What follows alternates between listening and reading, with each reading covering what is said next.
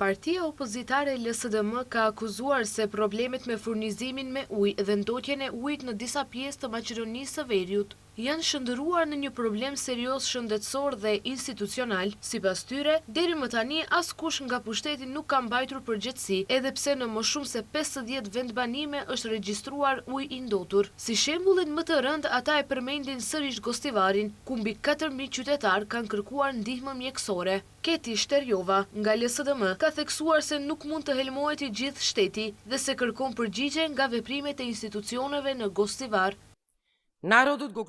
Ata pretenduan se uji ishte teknikisht i sakt dhe vetëm sepse Mickoski tha se ishte i sakt, jo analizat, por Mickoski. Një raport, një analizë e ujit dhe një firmë që miraton të ujin teknik nuk u publikuan kur.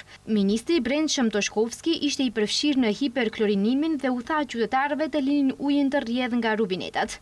Drejtori Stojan Qangelov konfirmoi se ka një bakterie të rrezikshme në ujë. Partia opozitare ka ngritur pikpyetje dhe për furnizimin me ujë për nevojat e popullsisë së prekur, duke pretenduar se qeveria ka lidhur një kontratë me vlerë rreth 100.000 euro pa zhvilluar procedurë tenderimi.